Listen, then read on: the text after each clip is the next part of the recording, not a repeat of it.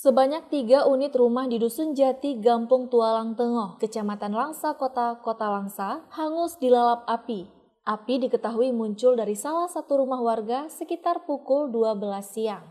Menurut Khairul, salah seorang saksi mata, pada saat kejadian, rumah dalam keadaan kosong karena pemiliknya sedang bekerja.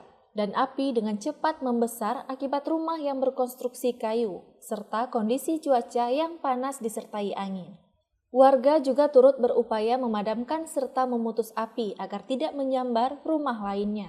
Yang pemilik rumah yang paling parah ini, dia sedang bekerja di Lubani, kan menggiling terasi, membuat terasi di Lubani. Dan saya masih di luar. Nah, itu sekitar jam 12 ditelepon sama istri, "Bang, rumah kebakaran," katanya. Nah, saya datang cepat-cepat lari, ini sudah terbakar nih. Sudah terbakar, pintu terkunci, orang tidak ada, semua tidak ada, karena memang istri, abang semua ke sana dan saya keluar. Yang tahu cuma kakak di rumah ujung, rumah mama.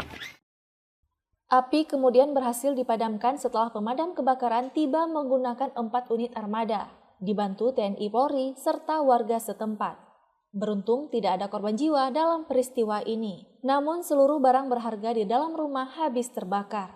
Sementara itu, PJ Wali Kota Langsa Syaridin turun langsung untuk menyalurkan bantuan masa panik dan turut prihatin atas musibah yang terjadi tersebut. Syaridin juga menghimbau kepada masyarakat untuk memastikan keamanan rumah saat pergi keluar. Dengan berhati-hati diharapkan peristiwa kebakaran dapat dicegah. Kita sampaikan kepada yang mengalami musibah, jangan merasa bersedih.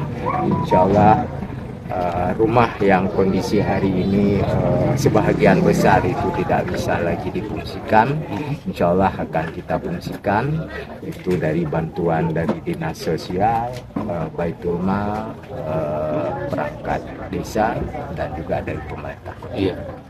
Dari Langsa, Seli Novita melaporkan untuk Puja TV Aceh.